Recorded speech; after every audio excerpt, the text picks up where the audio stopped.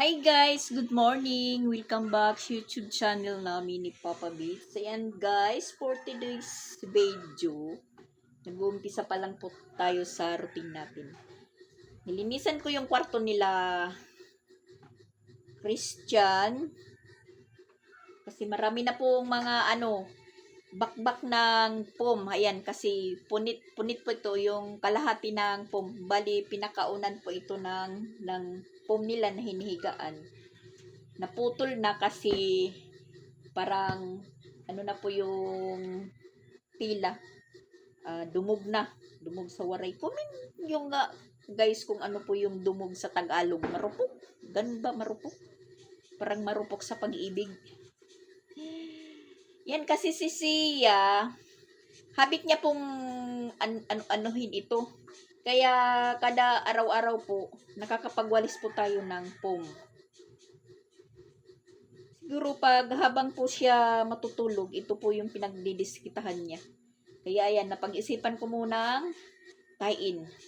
Ito muna yung una nating gagawin ngayong umaga. Nagsipasok naman po sila.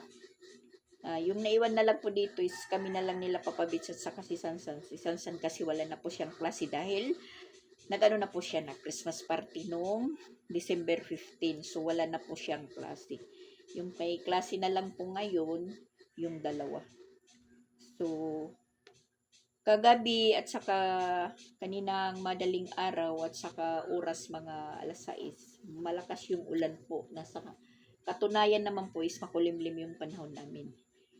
Pabugso-bugso yung ulan, bugso na malakas, tapos titila, tapos ulan na naman. So, ang mangyayari po, yung daanan namin is maputik talaga. Pero okay lang yun dahil carry lang naman namin yung putik. Adjust na lang kung saan ka po dadaan. Wala tayong magagawa dahil yun, panahon na ng tag-ulan ngayon kasi December na. Yun naman, parang masaya ako dahil umuulan, siyempre may source tayo ng tubig. Hindi tayo mamumroblema.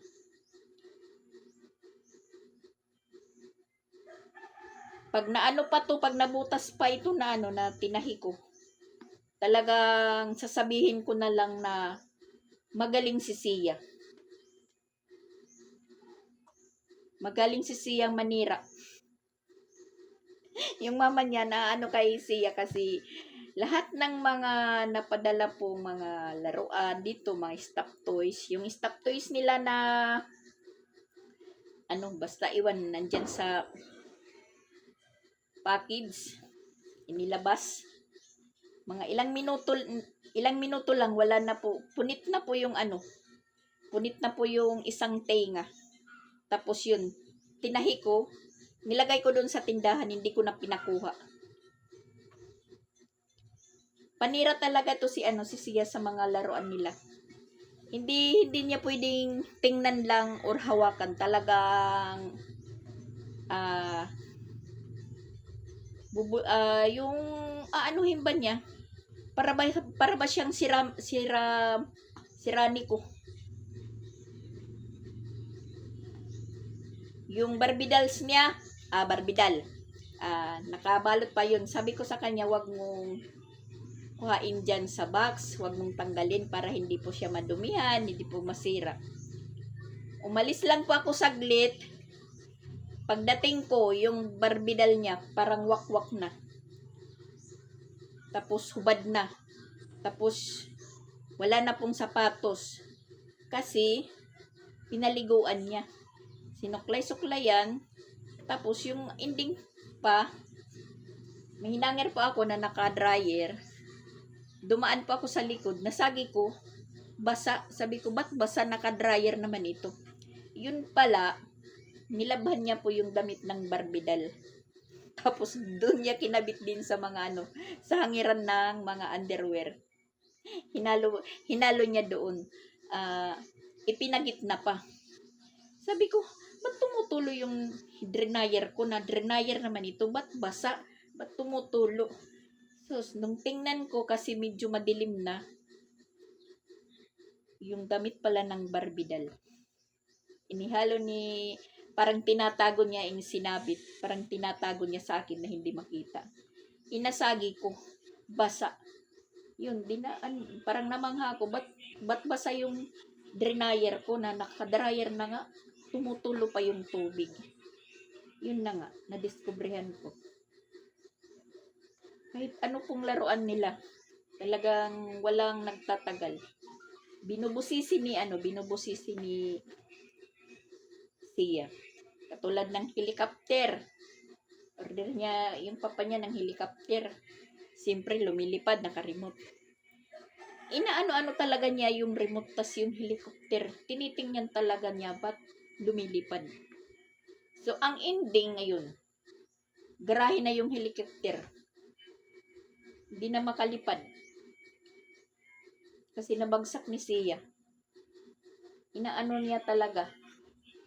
Iwan ko ba, kapag laki nito, mekaniko yung ano niya, yung kuning kurso. Mahilig po siya ng mga gamit. Sabi naman niya, mama, Sia, wala talagang naano sa'yo na laruan, walang nagtatagal. Tawa na lang po ako ng tawa. Kuha lang muna tayo guys ng gunting.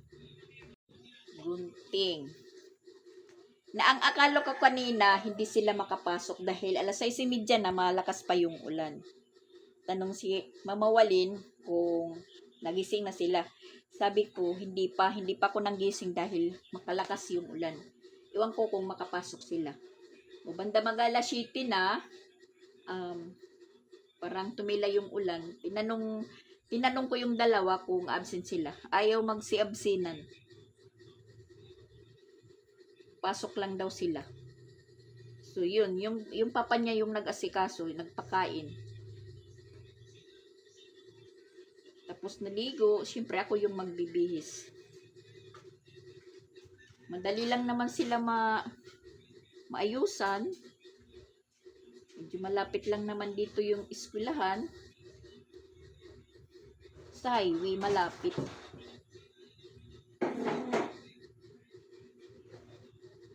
Yun, nagsipasok din sila.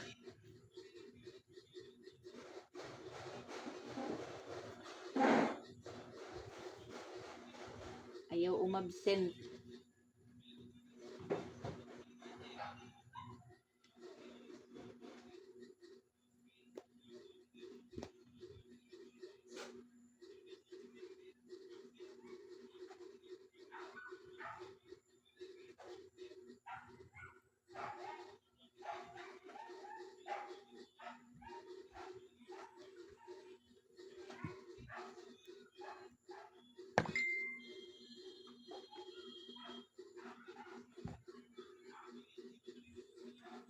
Ulan ng ulan.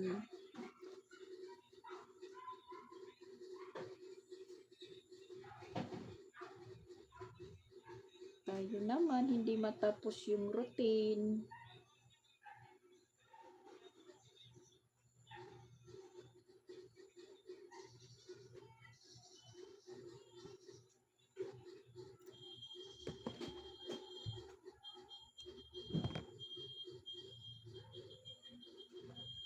Tahi ilang muna tayo, tahi.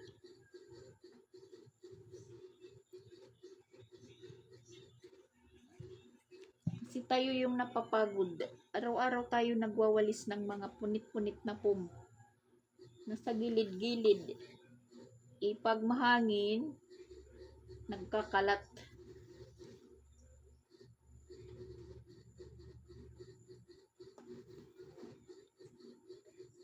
Sira naman yung zipper nito, ditahiin na lang natin. Ginagawa na lang po nila itong yakapan. Siguro pag natutulog si Sia, ginaganon-ganon yung pum. Kinukusli-kusli.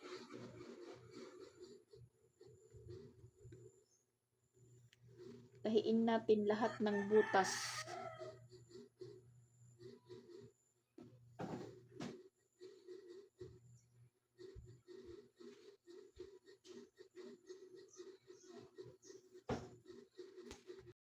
na tapos na din yung routine natin doon sa loob. Ayan, mayroon po akong dumating na parcel pero hindi po ito order ko.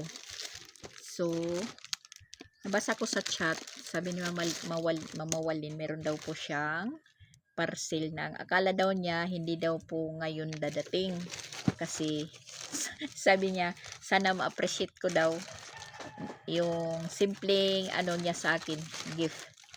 So binuksan ko, pagkatingin ko sa picture, ito po, sinat ko siya, ano ba to, para sa motor. Yun pala hindi, yung picture lang po yung binasa ko, yung picture. Yun pala is desktop tripod. Yan, binuksan ko siya. Ang problema po, hindi ko alam kung paano gamitin. Paano ba ito gamitin? Kasi maraming proseso. Ito po yung yung regalo ni Mama Walin sa akin. Tiningnan ko na po siya, guys. Talagang nalilito po ako paano ko gamitin. Itong tripod na to, yung sunod daw ng sunod sa'yo kung saan ka banda, parang siya mismo umiikot. Ayan, hindi ko pa siya inano kasi kahit pagbukas dito hindi ko alam kasi ito pinaka-stand po niya. Tapos kahit po siya mayroon po ditong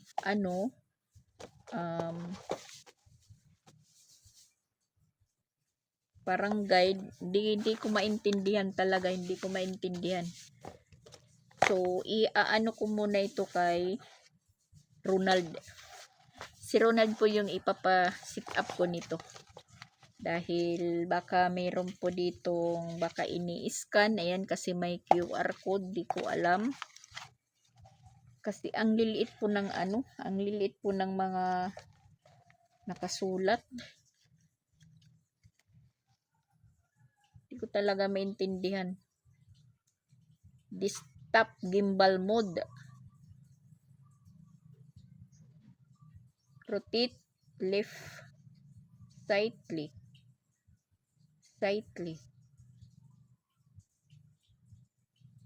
Keep rotating left. Turn on face tracking. Charge mode. Yan, di ko nakakalito, guys. Nakakalito. Si Jing, meron nito din malaki. Nandyan lang sa sa box, hindi nagagamit dahil hindi ko rin alam kung paano gamitin. Ito hindi ko alam naman na nag-order si Mama Walin nito. So, hindi lang muna natin ito gagalawin kasi hindi natin alam mag-sit up. Baka masira. Masira na hindi pa nagagamit. Maghihintay na lang po tayo kung sino po yung marunong mag-sit up. Yan na, kawaray na tuloy tayo. At saka ang dali ng oras, guys. Yan, alas 10 na, alas 10. Alas 10:30. Susundo na naman kay siya.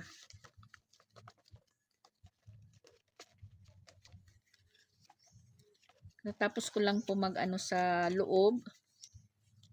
Niisip ko magsunog muna ng mga basura. Kaso lang pagtingin ko sa sa relo. Alas 10 na pala. So muna tayo, maghahanda para sa pagkain ni Chrislyn at magsusundo na din kay Sia. Bukas siguro wala silang klase sa umaga kasi yung book character nila alas 11 mag-uumpisa, titipon-tipon, tapos may parid daw. Kung hindi umulan, may parid. Tapos pagka 19, recognition. So pagka Friday yan, Christmas party na. Tago lang muna natin to, itago. Kasi hindi po ako marunong mag-sit up. Baka masira. So thank you, Mama Walin. Maagang pamasko. medyo bumuti naman po yung panahon. Yun lang talaga, maputik yung ano namin, daanan. Pero okay lang. Tas magsusunog sana ako ng ano mamaya na. Yan po yung nilaban natin kahapon, nandyan po sa ano, sa likod. Dito ko po sinampay at dyan ako magsusunog mamaya ng mga basura. At saka nandoon naman yung mga tinambak ni tatay ng dahon ng niyog. Inano niya po kanina. So kukuha tayo dyan para may magamit tayong magsunog. Yan, medyo matubig yung daanan namin. Tas kapon yung ginawa ni tatay, nag-ano po siya, nagtanim ng mga saging. Ayan, tinaniman po yung tinatalian ng kalabaw, tinaniman po niya ng saging. Siguro para hindi na po talian. Hindi naman po masaway-saway. Kaya ayan, inidiyan na lang po niya, tinaniman ng saging. Tas meron pang hindi pa niya na ano. Maghapon po siyang nagtanim. Isa lang po siya nagtanim dyan. Yan, hanggang doon po yan na saging. Tinanim. Iwan ko na lang kung mayroong common sense sa nagpapastol ng kalabaw. Kasi nagiging nagiging maputik yung ano namin dito. Magandang timnan pag tinatalian ng kalabaw, nasisira po. Papa Beats. Napipilitan mag-drive kahit masakit pa yung sugat niya. Yung kamay ni Sansan masakit din, hindi po siya makaano ng muntik pang makalimutan yung baon, guys. Ayan, bumalik po ako. Liningin po ako ni Papa Beats. Saan ako yung baonan? Yan, tingnan nyo. Pati yung bato madulas na dahil sa kaapak-apak. Mamaya hugasan ko ito. Brabrasin natin. Baka makadisgrasya. Papa Beats. Masakit pa yung sugat niya. Napipilitan pong mag-drive. Dahil si Sansan nga masakit pa din yung kamay niya. Natatakot daw siyang mag-drive. Baka matumba. Naano po siya sa pagkadisgrasya nila ni Papa Beats. Hindi niya po naramdaman yung sakit nung bago pa lang silang matumba. Pagka kinabukasan na po niya na naramdaman yung sakit ng kamay niya. Yan, madulas po yan. Hawak lang tayo dito sa bubungan nila. Bubungan, dingding nila Madam Rose.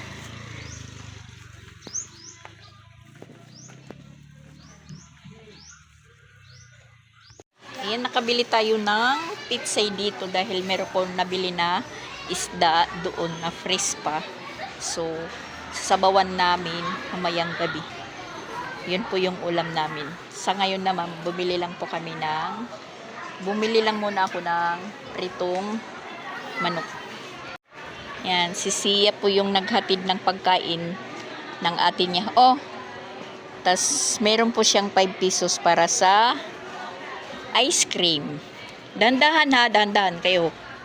Maano din.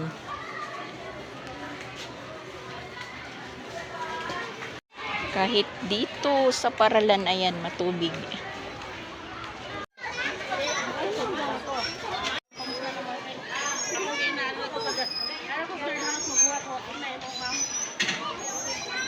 Labasan na. Palaging may ice cream si Sia pag lumalabas. Yan po yung nila ngayon, plaza. Hindi mabuti. Matubig.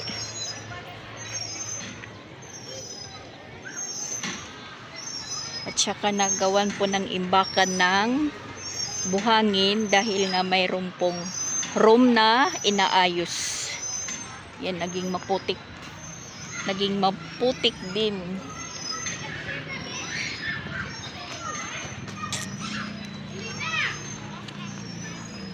May inaayos po na room. Room ng grade 4. Yung banda doon.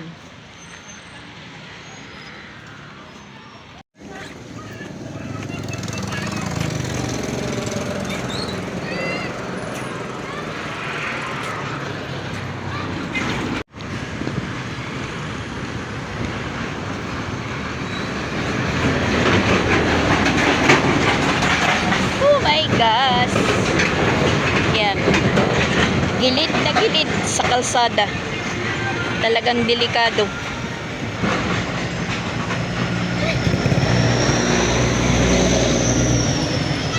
Meron pa doon wing van sa likod. Dalawa.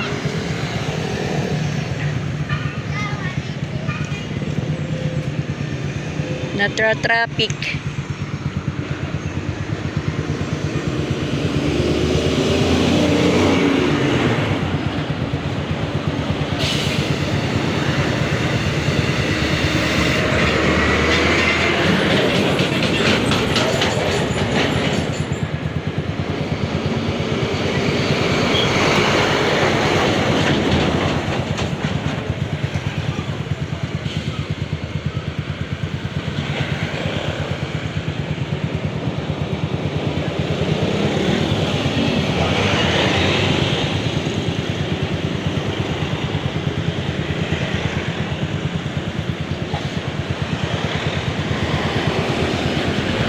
Okay na. Sakay na. Let's go. Maluwag na po yung kalsada.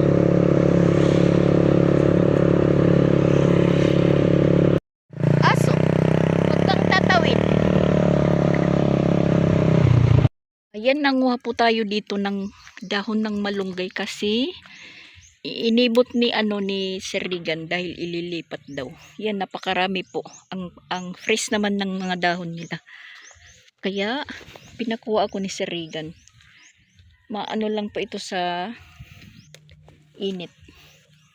Lilipat po nila. Yan. Kasi inano na po yung mga ampalaya. Papalitan po nila ng tanim na kamatis. Yan, napakarami guys ng dahon.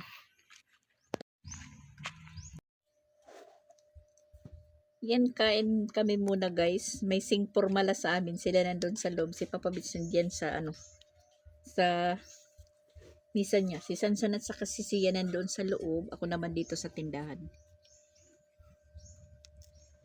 Kain muna tayo.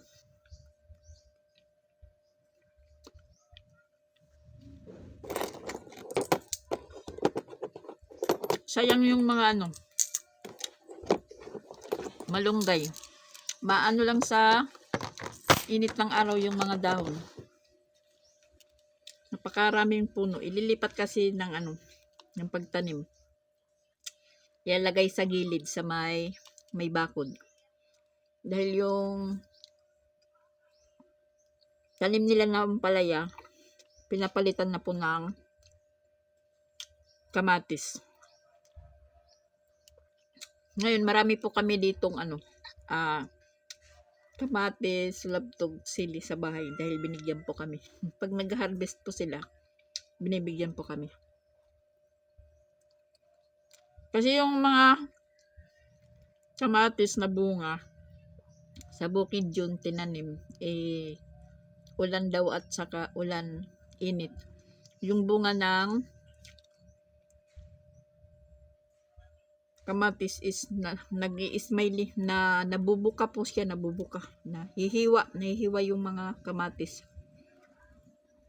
Kung baga sa bibingka kargado ng baking.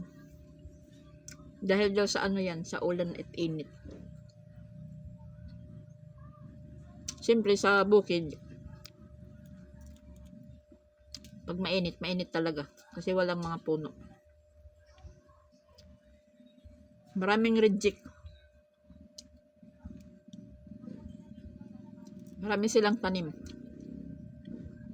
Kasi halos ng lupain dito sa Patag, binili ni Duko-Duko.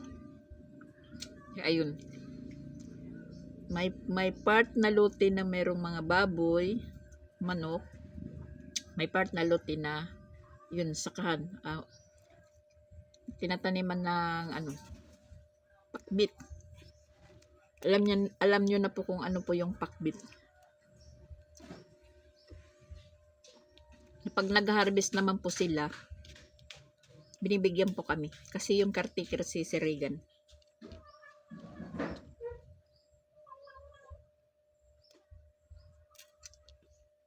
Yung mga reject po sa inaano nila. Hindi naman po reject na hindi na po pwedeng makain. Yung mga pinagpilian ba? Nung una nang mag-harvest sila ng pipino, yung digay namin parang pipino na lang kasi haros araw-araw po ano po kami ng pipino. Maraming proseso na lang po yung ginagawa ng pipino.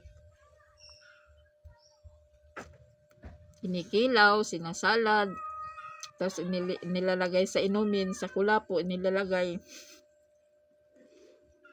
Ano na lang po yung ginagawa. Ngayon marami kaming kamatis. Yung ginawa naman kagabi ni Ronald, naglaga po siya ng itlog. Akala ko kung ano po yung gagawin niya sa itlog. Yung pala, linagyan po niya ng kamatis na parang salted eggs. Tinimplahan. Tapos linagyan ng sili. Yun, sarap din. Ngayon nga, nabili po akong, nag-deliver na naman po dito sa amin ng isda. Presko pa, yung parang deliver sa amin. Yun, napagplanuhan ko po. Sayang nakabili ako ng pitsay doon sa eskwelahan kasi may naglalako po ng mga gulay din. Yan. Tulad ng marami po siyang bit-bit, mga gulay, mga bagong harvest, mga talong na hinihiwa-hiwa na, may pinakbit, may talong lang, may okra. Yung binili ko yung pitsay kasi yun, plano ko po meron kaming kamatis, tsaka ulabtog. Magtutula po kami mamaya. So, timing naman, pag uwi namin, yung mga malunggay ni Sir Regan, tanim nila dyan, sa kinikirkiteran nila, binunot. Sabi ko, ba't binunot? Maraming dahon, mga bagong dahon. Sayang. Sabi niya, kumuha ka. Ilang peraso lang naman yung makukuha natin, hindi naman yan natin kaya ng marami, kaya sayang yung iba. Maano lang po sa init ng araw, matutuyo.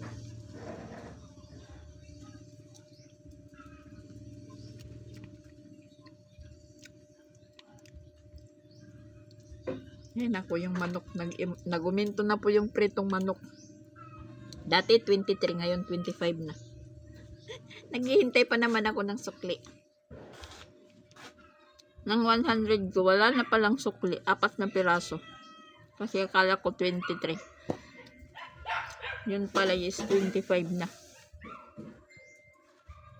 So, ayan guys, tanghaling tapat magsusunog tayo ng basura na habang hindi pa lumalakas yung ulan. Kasi baka mabasa yung dahon ng niyog. Kuha ka doon ng dahon ng niyog. Ha?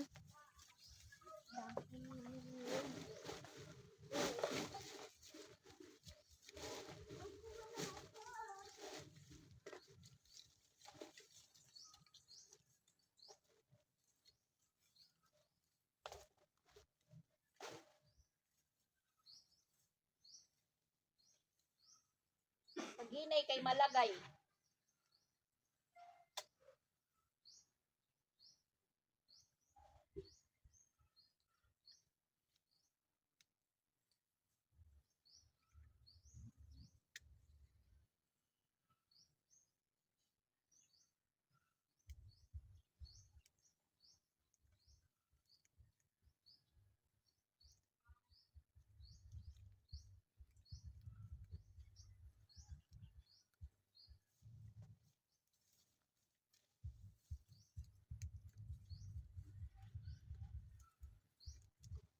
Kasi pag natatambak yung basura sa sako, inuuod.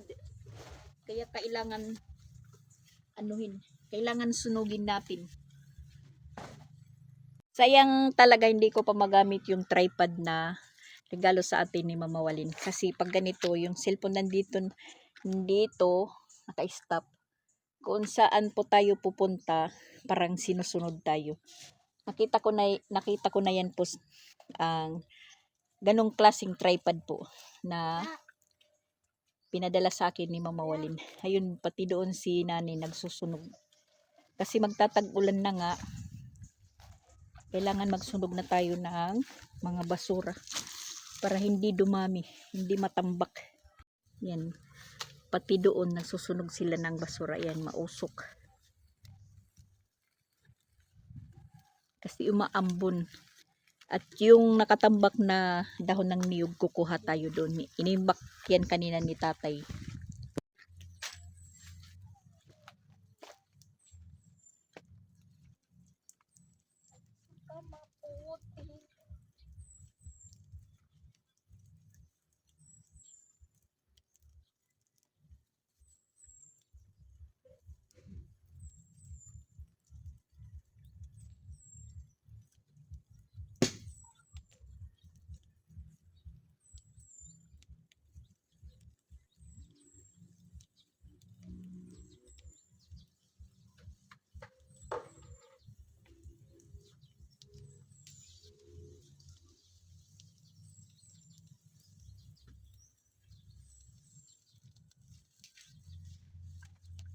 Nangunguha po kami ng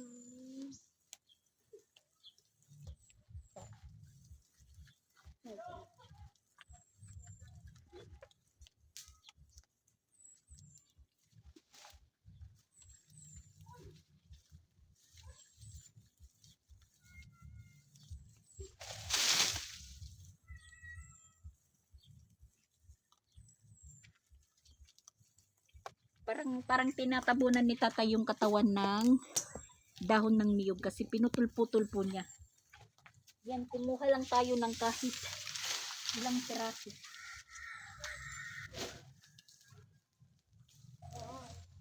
Baka makita tayo ni tatay. Kinukuha natin yung imbak niyang ano.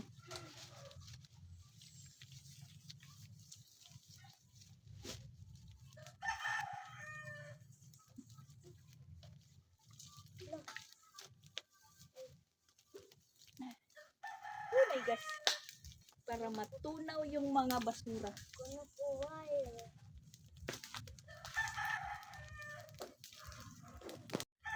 Yan, maupo tayo. Hoy, Shera! Pasok, pasok, pasok. Pasok. Guy. Maputi. Pasok. Pasok ba, Shera? Siya.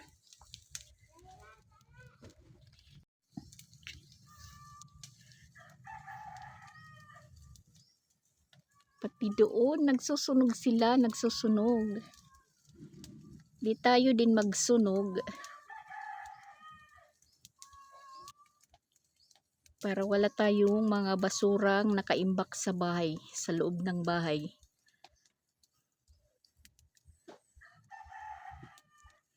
Naglilinis-linis na tayo bago po matapos yung Disyembre na palagi naman po tayong naglilinis.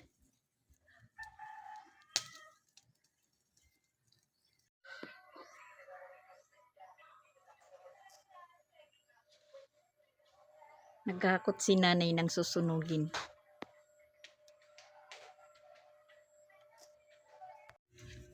Ayan, nakatulog tayo guys. Tapos parang may naririnig po ako na maingay dito sa harap na parang nagbubunot ng damo.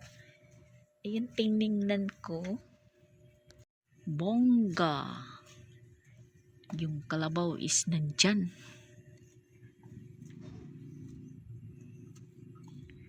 Nandito talaga sa harapan namin.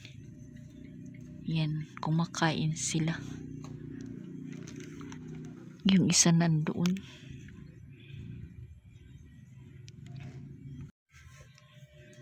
Medyo nakaidlip po tayo. Tapos paggising ko, ayan, alas 3:30. Anuhin na naman si Chrislyn. susunduin. Nandyan pala sa harap yung kalabaw. Yung isa nandun, malapit pa naman sa sa puno ng malunggay.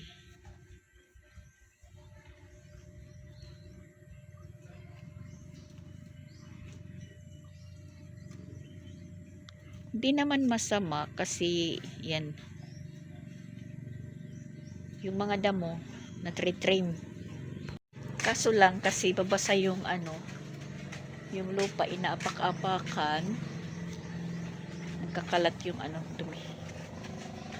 Wala tayong magawa.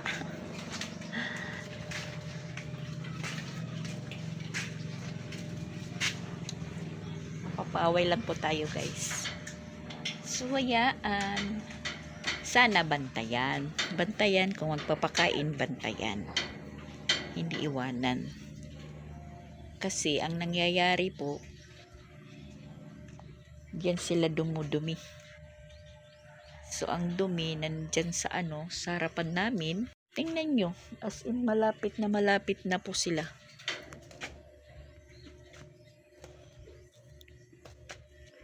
Yung isa, nandun na sa daanan namin. Dinadaanan.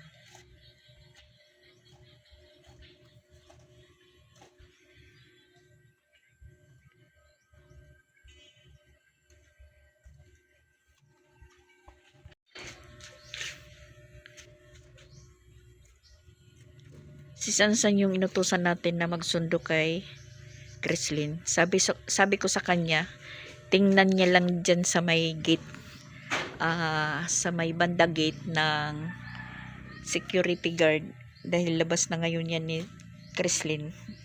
Kasi kahapon nang sunduin namin si Chrislyn, nandyan na po siya sa may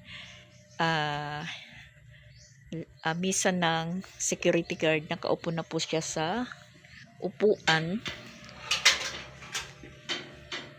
na sabi niya matagal na daw silang lumabas dahil kahapon meeting nila, hindi naman po parang meeting na din kasi pinag-usapan po yung para party nila sa Friday. Hindi naman tayo nagpunta doon. Yun nga, nalaman ko naman din kasi may group may group chat. Tas yun, nandun na po siya sa may upuan ng guard kasi sabi ko pag wala pa kami, wag maglalaro, umupo kayo doon sa may banda ng ng guard. So kahapon nandun na po siya. Sabi niya matagal daw kami. Yun, inutusan ko si Sansan. Siya lang po yung ko kasi na po ako kay Papa Bits na natin ginigising na kasi nga nasasakitan pa sa sugat niya. Yung na lang man ni Chris ni Sansan dito, pero parang masakit daw yung kamay din niya. Siyempre sa pagkadiin, pinakiusapan ko lang ni Sansan na maghinay-hinay siya lang ng pag-drive dahil gahapon na, maraming sasakyan. Pareho kanina mga tanghali, maraming sasakyan po yung nagsisidaanan. Gilid na po yung yung highway sa gutter gate ng CIS. Tapos meron pang nakalagay na harang na stop. So yun, parang natra-traffic yung sasakyan dyan pag oras na lang labasan. Kailangan pong maghinay-hinay nga, mag-ingat lang. So yun, sabi ko sa kanya, hinay-hinay lang. Tingnan lang niya doon sa may At ayan, nag-umpisa na naman pong umambon. Yun, ngayon ganyan lang po yung panahon. Ambon, ulan, ambon, tigil, ambon, ulan. Natatawa talaga ako sa kalabaw na yan. Hindi, pag nagpapakain, pareho sa amin noon, nagpastol din naman po ako ng kalabaw.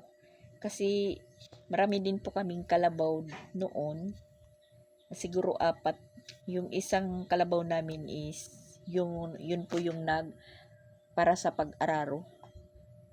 Nagpastol din naman po ako ng kalabaw. naghanap po kami ng mahabang damo. Tapos doon pinapakain, tinatali, pero binabantayan po namin, hindi pwedeng iwanan. Kasi pag mayroon pong magsita na hindi pwede, yun, iano ka agad, ialis. Dito parang wala lang. Kasi yung mga tao dito, tahimik lang. Hindi po sila hindi po sila bunganga, hanggang tingin lang po sila. Ganun. Kasi doon nga sa kabila, si tatay, meron pong tanim na kamuti. May nagsumbong, yung kamuti daw kinakain na ng kalabaw. So pinuntahan doon yung may-ari ng kamuti na ganun. Yung kamuti kinakain na ng kalabaw, malapit na pong harbisin. Punta naman po ito may-ari ng kamuti, sinabihan yung pastol ng kalabaw, parang inusog lang ng kunti. Yung anak, hindi pa nakatali. Yun naman po yung nagkakain ng kamuti. So, ang ginawa na lang, hinayaan na lang. Hinayaan na lang na mapanot. Ang resulta, hinarbis na lang po yung kamuti. Ay, nako. Na ngayon naman, yung source ng nagtatanim ng kamuti, yung ginawa na lang po niya, nag-alaga na lang po siya ng manok na nangingitlog. Na ngayon is, harvest na din nila ng itlog, na isa din tayong customer. Sa kanila po ako kumukuha ng itlog. Kasi season ngayon ng itlog dito. Kaya mura po yung itlog ng tray dito sa amin. Yung small tray 210, medium 220. Pero kung sa ka na bumili sa merkado, medium is 240 na yung tray. Malaki na po yung tinubo. Naririnig ko na yung motor, nandito na sila Sansan.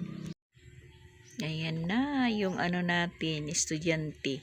Matatakot yan sa kalabaw. Siya.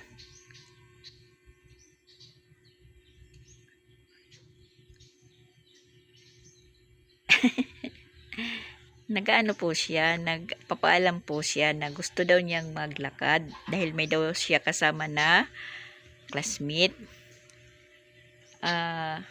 Parang naman po ako na maglalakad siya dahil imagine naman malayo yung galing sa sa CIS, tapos dito pa sa amin, tapos parang tahimik yung daanan.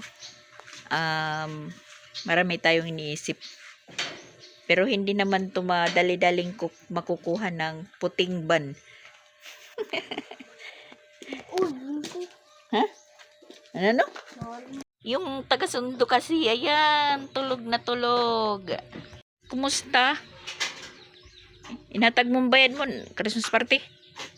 Ha? 75.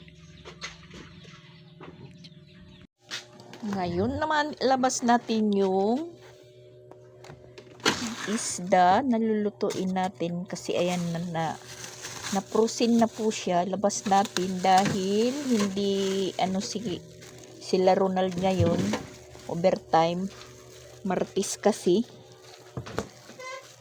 Yanda natin yung isda. Ayan, fresh na fresh po ito kanina.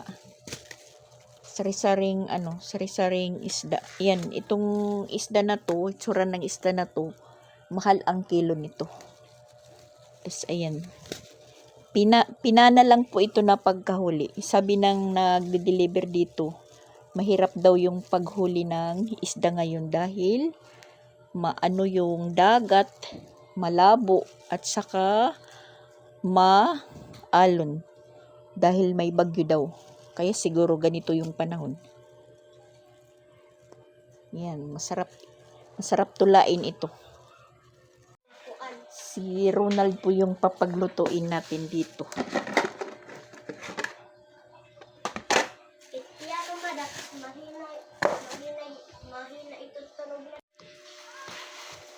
Yan po yung gulay natin para sa tinula. Bagong kuha din po yung yung pitsay. Tapos ito, malunggay na kanina kinuha natin dyan kay Laserigan. At saka ito po yung binigay na kamatis nila Serigan din. Ito. Binigay nila yan, bell pepper. Tapos, ito po yung sinasabi ko sa inyo. Yung kamatis, nagiging ganito po yung hitsura. Kasi, nang dahil daw yan sa ulan at sa kainit ng panahon, nagiging reject. Pero hindi naman po siya, hindi naman po siya bulok.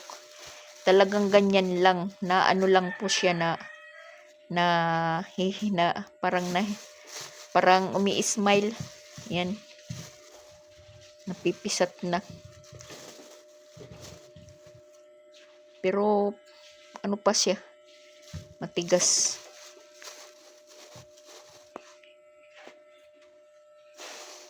Kaya, ayan. Sili, marami. Dahil makisili din po kami dito. Gusto nang maanghang yung kakainin.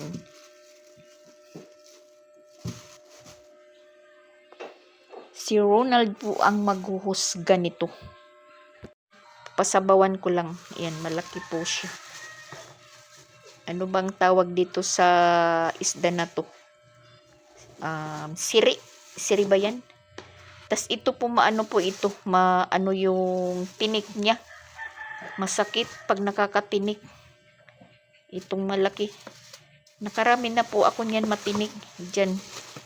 Talagang kirot nito. Danggit. Tas yan may maliliit pa na danggit.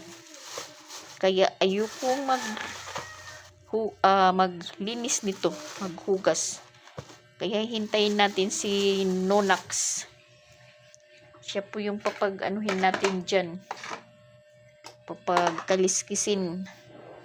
Kasi marami po itong kinukuha. Ito, kailangan pong guntingan muna yung yung tinik niya.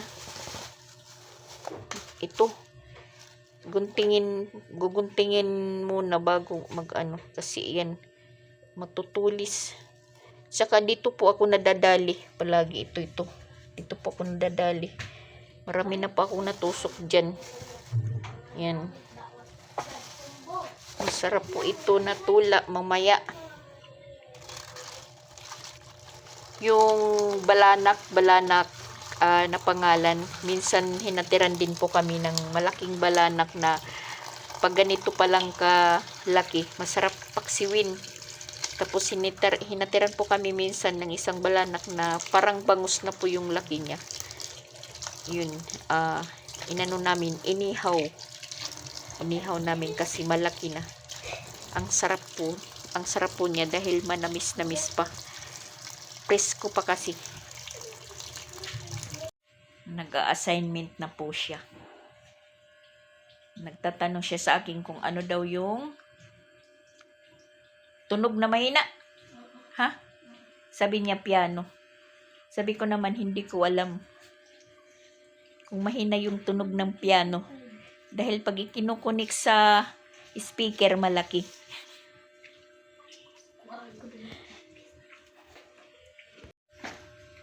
So, yan po guys. Thank you for watching na naman. Bye-bye muna. Bye-bye. Thank you for watching. Click the notification para updated kayo sa mga YouTube channel ni Mama Rax. Bye!